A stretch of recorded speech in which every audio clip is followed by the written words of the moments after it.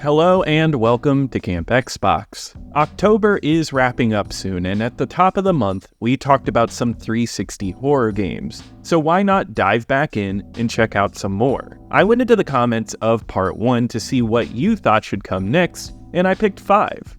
This leaves me more to talk about, so be sure to put in the comments what you want to see in part 3. And be sure to watch part 1 after this video if you haven't already. All footage was captured from an Xbox 360, and I want to thank my YouTube channel members for their support.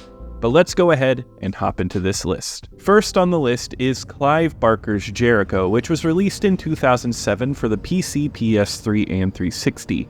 It was published by Codemasters and developed by Mercury Steam. This squad-based first-person shooter is from Clive Barker, who is most famous for his horror novels Hellbound Heart and directing the first Hellraiser. His horror stylings mold well into video game form to make for a well-designed game with an interesting world built around it. This is one that didn't get a great reception upon release, but after giving it a full playthrough a few months ago, I actually think it's a fun little shooter. You command a squad of occult team members, all with special powers. You play as a dead squad member who can travel as a ghost between them. With each squad member, you are tasked with going to a city trapped in multiple places in time. Your goal is to kill a being created by God before Adam and Eve, who was banished here. You travel between each timeline and encounter lost souls. The story in this game is well done and has many fun ideas behind it. It's obvious coming from Clive Barker that a lot of similar themes to what he writes about, and a lot like his books, it's well written. The plot stays interesting from the beginning. The shooter gameplay was a hit for me as well. You hop between each character who has different weapons and powers.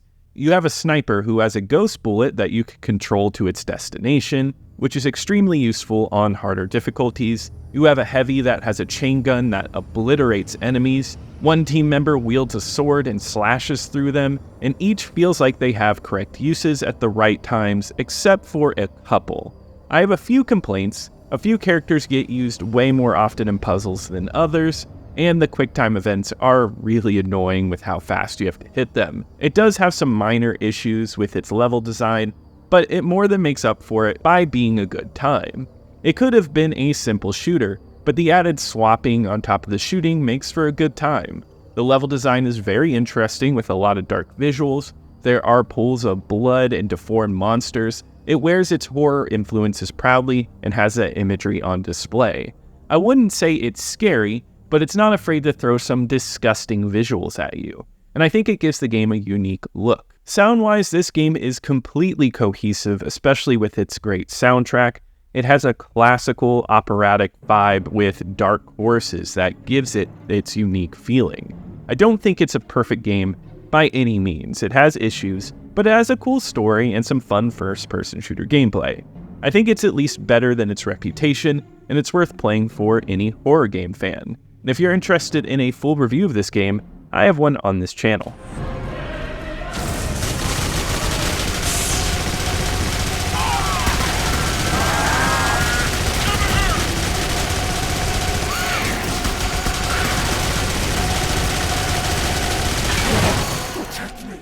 Next up is Bioshock. It was released in 2007 for the 360 and PC and was later ported to other systems as well as getting a remaster. It was developed and published by 2K Games. Bioshock is a game that is hard to talk about nowadays because the praise for this one and the series as a whole has been talked about for a long time. It's a well-regarded game and has been discussed a lot. I have no contrarian view either, and I adore this game. Yet, with subsequent playthroughs, the horror elements have waned a bit. But I remember playing this one back in the day and thinking it was a freaky experience. And all of the comments from the last video brought me right back to those feelings. In Bioshock, you play Jack, whose plane crashes near the city of Rapture. It's an underwater city that was built like a utopia for some, yet is a dystopia when entering. Many of its citizens have gone insane, and you have to kill them and escape Rapture. Yet what feels like a simple story becomes deeper once you dig deeper into its past through audio logs hidden around the world. Bioshock has an incredible plot that has layers and layers to dig through, and it all comes together through world building. This city is incredible to explore, and it's very detailed. and it allows the plot to be elevated, and I feel like I'm always discovering new things every time I replay it. Bioshock has an eerie mood too thanks to its graphics. It's dark, but the city's neon lights gives it an ominous feel. Turrets and splicers pop out of nowhere, and some of the areas you go to have freaky concepts, such as the surgeon who mutilates people and an artist who encases people in his art. All of it looks excellent on the 360, and I still think it looks good going back to it now. Of course, we have the remasters, but it's the type of game where the world is built so strongly that it has a timeless quality. The shooter gameplay is great because you have a mix of shooting, but also you have power so you can shoot out of your hand. The aiming is simple and the action is fast-paced, leading to some great fights in the process. The plasmids that you shoot out of your hand are what keep the energy up in this game, and this game features a surprising amount of weird and different plasmids. You have your simple ones like electricity or telekinesis, but they have interesting ones like insect swarms and traps you can place down. Each comes in handy in different situations, and they're fun to just try out. I also love the camera system where you snap photos of enemies for increased stats and rewards. It's a fun system that allows you to do something other than attack in the heat of battle.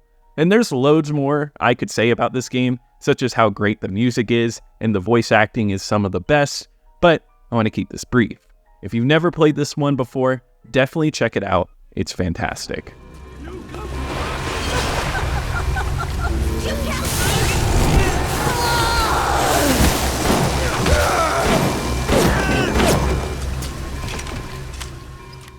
Next up is F.E.A.R. It was released in 2005 for the PC, but was ported to the 360 on Halloween Day in 2006. Vivendi Games published it and Monolith Productions developed it. I talked about this a few months ago in another list, but this was the most commented game in the comment section of the last video, so I had to include it here as well. It pairs nicely with a game from the last video, Condemned, made by the same team. It wasn't until recently that I realized just how similar these two games look. The action doesn't match so much, but the dark, industrial, realistic look sets the mood well. It's dark, dingy, and seeped in dread. Something about the metal labyrinths and realistic interiors makes the horror much more frightening. In F.E.A.R, you play as a member of the First Encounter Assault Recon, a paranormal hunting group that is going after a psychopath who controls an army of clones. While you wade through the clones, you suffer from visions. One of the recurring visions is of a little girl named Alma, a ghostly apparition that destroys all that surrounds her. This game is incredibly creepy whenever she appears because she will either slowly come at you or sometimes just watch you. It's a bit high with jump scares here, but they are effective with the environment the game builds and emphasizes psychological distress. This game's shooting is fun and simple, calling back to a simpler time in first-person shooters. You have a health bar and shield number, and they deplete fast, so you have to use cover to hide. It has a great leaning feature where you can lean left and right out of cover. Shooting is simple, but don't underestimate the AI. They will flank you, and they are quite smart for their time. They are also relentless. Some of the later gunfights take some hard work to get through, but are never tough in a frustrating way. It's always rewarding. Another cool piece of this shooter is the ability to slow down time. You can do this and shoot out enemies before they even notice you. I love its visual flair where everything gets blurry and brighter. It's a cool feature in this game, and it's a game where collectibles mean something. The collectibles make it so you can slow down time for longer or increase your health bar. I always love collectibles that give you compensation in the game. I feel like there's a lot of games with collectibles just to add extra time and don't do much else, but this isn't one of them. It all looks good for the time period too, with realistic designs of areas giving it a distinct look. The lighting is also spectacular here with excellent uses of shadows, and you must constantly use your headlamp to navigate areas.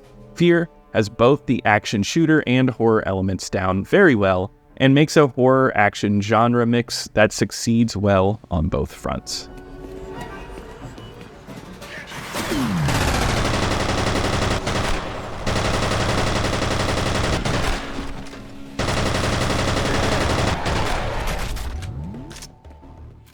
Next is Saw. It was released in 2009 for PC, PS3, and 360, is published by Konami and developed by Zombie Studios. So I might as well get this off my chest before I get into this review, as I have a lot of bias here. I love the Saw movies. I think they are a ton of fun. The creativity of the traps and the weaving storyline always makes for a good time. They are like a horror soap opera in a way, and I understand why they aren't loved. Honestly, they're a bit silly, but I always have a good time with the series, so I was there in 2009 getting this game, and I've played this one multiple times. I know that sounds crazy as this game isn't well loved, so as a fan of the series, this one works, but let me explain what I like and dislike about this game. Saw takes place between the first two movies, and you play as Detective Tapp, who looks nothing like Danny Glover from the movie, but I'm sure he wasn't handing his likeness out. His big thing is letting his obsession with finding Jigsaw run his life. Jigsaw has him trapped in an insane asylum filled with other people doing a similar test who need to kill Tapp to get a key to their survival, which is inside of him. It's a madhouse of protecting yourself and solving puzzles to escape. If there's one thing this game does right, it's the plot. It feels just like a Saw movie with characters like Amanda returning. I think it's helped because the franchise creators wrote some of the story here. I love the notes you pick up that explain a lot of backstory, and it makes for a fun ride. This is a survival horror game, and as far as movement goes, it feels fine, but the combat is the roughest part of this game. It's a sluggish system of hitting and blocking that never really feels great to use. It's something you have to get used to though, since you do have to do combat quite a bit. Yet the part of the gameplay I enjoy the most is the puzzles. They made it so the Jigsaw traps use environmental puzzles where you have to solve clues scattered on walls or camera tricks. Sometimes it's specialty puzzles like the one where you have to manage the color of antidotes or reach into bodies for keys. It's a fun bit of variety added to the gameplay, and it makes for a unique puzzle horror game at times. The look itself isn't a standout at the time, some of the animations are a bit stiff, but I like the level layout and the environment. The insane asylum is a mess of rooms and discarded objects. It's disgusting, and almost every room involves some sort of puzzle to move on. There are a ton of nooks and crannies with notes or visual flares that make it feel cohesive the whole time. It feels just like Saw 2, where it's a gigantic area for our character to explore. I think from a fan's standpoint, this nails the story, and it's my favorite part to explore in the game. If you don't really care about the movies, you probably won't have much here as the gameplay isn't a huge showcase. Yet, if you like horror games, I don't think this is bad, and it might be a nice segue into the franchise, and this game does have a sequel, but we will talk about that another time.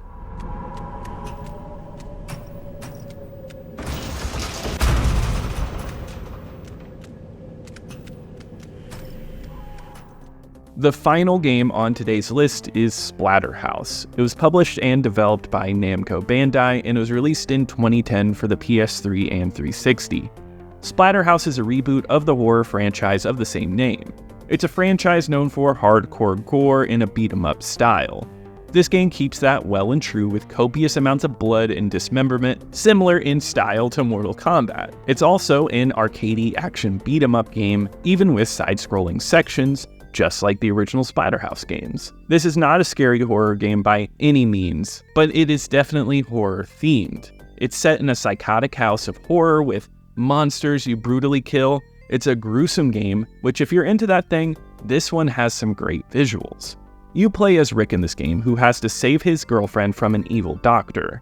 You end up close to death, but you put on a mask that transforms you into a killing machine. You use the blood of your enemies to level yourself up and get stronger and stronger to take on extremely difficult enemies. The plot is silly and easy to go through, setting up some fun combat easily. The voice acting helps it a lot, with Jim Cummings playing the voice of the Evil Mask, and though his voice is always recognizable, he gets into his roles so well. It's a horror comedy in ways that reminds me a lot of Evil Dead 2. The visuals stand out in this game with a cool comic book style and makes the violence feel cartoony and over the top.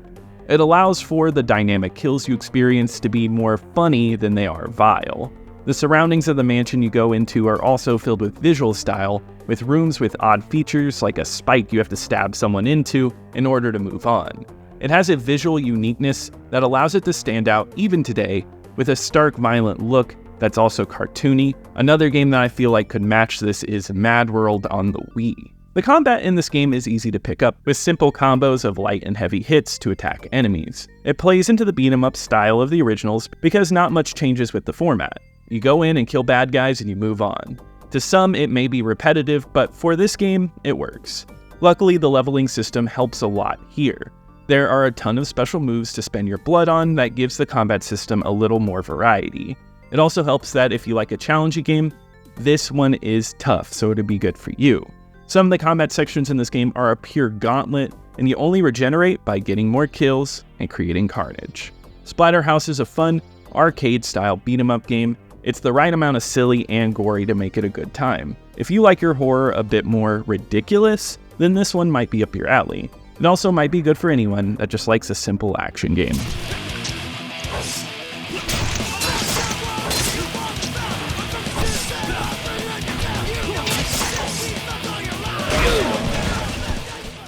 But that does wrap it up for today. If you enjoyed today's video, be sure to put it in the comments below, like, and also subscribe to keep up with the retro Xbox content.